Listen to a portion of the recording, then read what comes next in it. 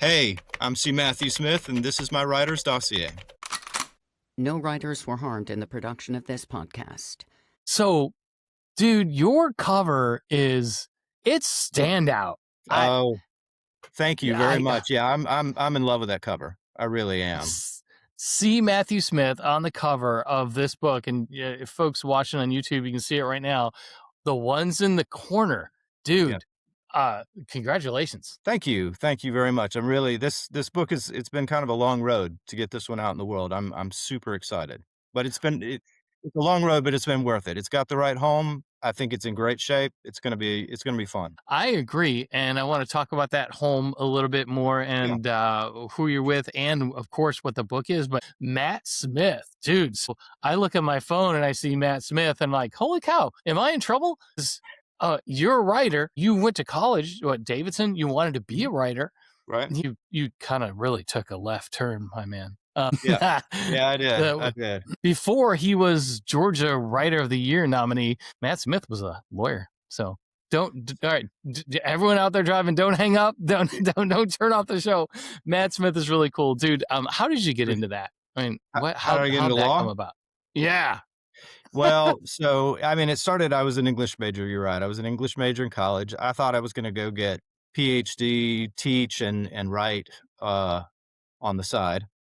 How I got redirected into law is a long story, and honestly, 30 years later, I'll probably tell it wrong, but I just decided that the whole grad school route wasn't for me. At least PhD route. And so I had family friends who were lawyers, and they said, well, you can read, you can write, and you can analyze. You ought to consider doing this. And so I did. And it's been a great career. I'm still doing it.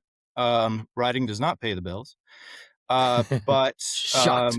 yeah, right. Well, it's a very involved career, so it did sort of delay my ability to spend the time I need to write for a while. So I really only started writing again in earnest probably a decade ago. Okay. You had 20 Mile come out in 2021. Yep. That was your first really big published novel.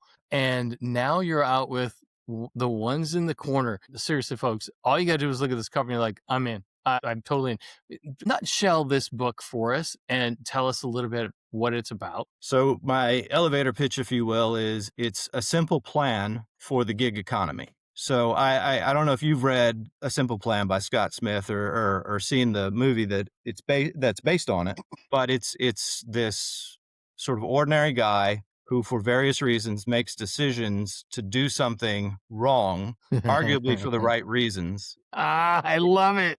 It gets complicated. He makes other decisions, and it just goes down this path.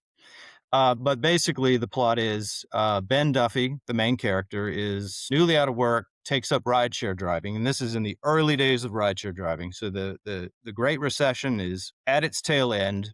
There's this new thing where random people will come and pick you up and carry you places that we now all think is normal, but at the time it was kind of. And he ends up having to moonlight for a criminal organization who want to use him to drive themselves and their wares around the city of Atlanta under the cover of this new supposedly legitimate commerce. And he's doing that to help his sister, who is in debt to some very dangerous men. Seems simple enough, but it gets complicated fast. And eventually he comes to a point where he has to decide, am I in over my head? Is this asking too much of me from a moral standpoint? And how can I, if it is, then how can I get out of it while saving my sister's life still? So that's sort of the nutshell. I love how you started that out with pretty good people trying to do the wrong thing for the right reasons. Right. You got family involved and, a sister who needs help. I mean, who's not going to, bend over backwards to do the right thing? And, oh man, Duffy is cool. People are going to love his character. And I hope this really takes off because it's just the kind of thing you have a lot of fun with. You can relate to it because everyone understands. Most everyone's been in an Uber or a Lyft. The fact that you put it in Georgia is cool for a couple of reasons. One, like I said in the intro, Georgia Writer of the Year nominee. That's impressive. You also picked a really cool place, Atlanta. Yeah. And you're a Georgia Bulldog. You're down there practicing law. You've seen a lot of stuff. going on with what you do in real life, how much of your real life legal work and what you're doing, what you have going on down there in Georgia influenced what kind of story you decided to write and why you combine this gig economy with crime? Yeah. So my practice is civil litigation, and so I don't really delve in criminal anything. But at the time, this all started with an idea. I was traveling for work, and I think we were in California for depositions, and came out of this conference room in this building, not downtown LA, not San Francisco. It was sort of out, and I knew it was going to be a while before a taxi could come pick us up and take us to the airport. But one of the other lawyers I was with said, "Oh, I got it." And he just broke out his phone, sort of dialed something in, and a little bit later, this dude shows up in a Tahoe, and he the lawyer starts getting in it, and I'm like, "Who is this guy?" Yeah, it was just so bizarre to me. So the career afforded me, I guess, the moment that was sort of the seed. It was just so interesting to me how quickly people adopted this new thing without much. I mean, we just sort of trusted it. Nobody was out there policing it, and so I thought eventually, 10 years later, when I started to write it, I thought, wouldn't that be an interesting vehicle for crime? And it turns out, if you look on the internet and you do some research, you'll see that some rideshare drivers have probably been carrying people around a city doing their criminal stuff. In the show Justified, Hmm. one of the pizza delivery guys, he delivers drugs Right, right, under perfect cover. So right. yeah, the crossover and the combination of what you did with this is just fantastic. And I love that for the writers out there who are listening to the show, and both of you, no, just kidding. The hundreds of writers out there who are listening to the show, think about this: how Matt took something that you just see. It's ubiquitous now, but you can see things too out there, and then all of a sudden find a way to fold that into a story. And Hmm. now all of a sudden, oh, I combine it with something, and now look what you have a unique, different ball of clay now to work from. And Matt took it all the way to a novel. And I have to ask you, man, when you got together with Mm. Michael Dolan at Winding Road Stories, Mike Dolan, friend of the podcast. He's been in the dossier.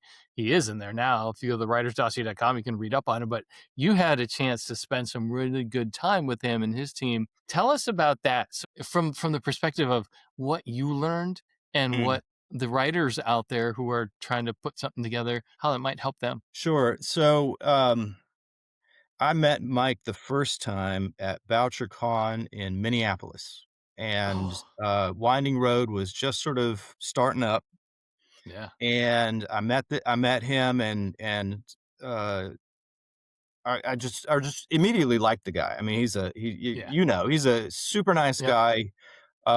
He's really interesting, and he was just sort of there letting people know, hey, there's this new publisher starting up, and I think the words he said were, I'm just hoping people will give us a chance. And so that sort of stuck with me. And I mentioned this novel had sort of a long road, and there was representation by an agent, and there were close calls with some other publishers, and eventually the agent left the business, and the novel was sort of homeless, and I wasn't really ready to give up on it. And I remembered talking with Mike, and I thought, you know what? Let me just sort of see. Would this be of interest to Mike at all? And so I emailed him, and he said, "Yeah, send it to me." And it wasn't probably, I don't know, a week later that he had read it, and he said, "Hey, you want to jump on a call?" And what impressed me the most about Mike was he just sort of said, "Look, I think it's great. I'm interested, but I think we need to do some things with it in the editing process." And he rattled off sort of a list of things, and a lot of it was stuff that, in the back of my head, I thought, I think he's right. I think he's right about Oh, that. But he had read it thoroughly, and he gave me these thorough notes, and I thought, okay, then I'm a firm believer that the novel, your book won't come out until it's found the right home and it's the right time. And so I was like, okay, I think we may have just found the right home. And since then, it's been great. He's uh, the the the notes he gave me really unlocked some parts of the story. I think it is a better book because he read it and gave me those notes. Obviously, the cover art, they take great care with the production. So Yeah. the final product looks great. And I'm just super grateful for him. I think they put out good work. I'm honored to be among it. And I do believe, like I said, that this novel found its home fine. I'm glad it did. It deserves a good home. And you're absolutely right. Big shout out to Mike Dolan, super dude, and this cover. Mm. Just the colors. And folks, take a look at it right now on YouTube. It's everything you need to know. And you're totally in. I get a great vibe off this. So they did a great job. I Um, love that lurid red. That red is just. yes. And the contrast of the white and then the bullet holes. Oh man, Mhm. it's Yeah, fantastic. No, you got a hit here. Hey, so you mentioned something about Mike meeting him at BoucherCon in Minneapolis. I met him the next year in San Diego at yeah. BoucherCon, Okay. and I felt the same way. Just totally open, curious. He's really smart, and he's Mm. done a lot of writing himself. That people out there have probably read books that Mike Dolan wrote, and you don't even know it Yeah. because he's done a lot of work for other people. But he had this opportunity to start up Winding Road Stories, and you should go out there and check out the whole volume of work that he and his team put out there. ds.com, I think, just off the top of my head. Mike Dolan, just great. How do you fall at on conferences? Obviously, it's worked out for you. Now, this was a few years ago, but that's all part of the process. Talk to me a little bit about, tell everyone the value that you found with getting out there and pressing the flesh, meeting people, shaking hands, looking them in the eye, and really getting that vibe that you're talking about, like you did from Mike. Yeah, I think conferences are better for as a writer. Conferences are better for meeting other writers, meeting editors, meeting publishers. Um, I don't know how much they sell books. So if you're looking to go to sell 100 copies of a book, it's probably not going to happen unless you're Dennis Lehane. Um, so you go for other reasons, Yep. which there's an economic investment there. But you got to chalk that up to I'm going to meet people, or I'm going to hang with Jeff. I'm going to hang with my buddies that I've gotten to know over the last 10 years. And for that, it's wonderful. I mean, I think hanging with other writers, uh, uh, getting on panels, that sort of thing can be very nourishing, and it can be very fun. And obviously it's paid off in ways. I mean, I've met some editors who took a look at the novel from different publishing houses. I've obviously met Mike, so all of that's great. That may not ever happen, or it may not come to fruition right away. You may come away from the conference going, I don't know what that accomplished. Some of that may not bear fruit for a good long while. But I think they're worth doing. And it's a matter of just sort of choosing the right ones. And most people can't do them all, right? There are probably a half dozen or more, not including the regional ones. So you just kind of you gotta be selective. You do, I really enjoyed some of the regional ones. I just went to the Chicago conference at the Mystery Writers of America, or the Yeah, Midwest Mystery Conference. That's great. Just one day, doesn't cost that much. It's easy. But we're just coming off of Thriller Fest right now in real life, and man, you meet a lot of good people there if you jump in and take advantage of the opportunity. Same with BoucherCon. I've loved that. sure. Left Coast Crime, if you're out on the West Coast, folks out there, take Matt's advice, follow his lead on what he's done, and good things will happen. Hey, real two things real quick. Georgia Yeah. Writer of the Year nomination 2022. What was that for? Like what Oh, got that on was the for radar? 20 Mile. That was for 20 20 Mile, Mile. my first novel. Yeah. 20 Mile is available right now. You can go to see Matt Smith writes.com, and it's also on Amazon. Oh And yeah. what else were you going to say?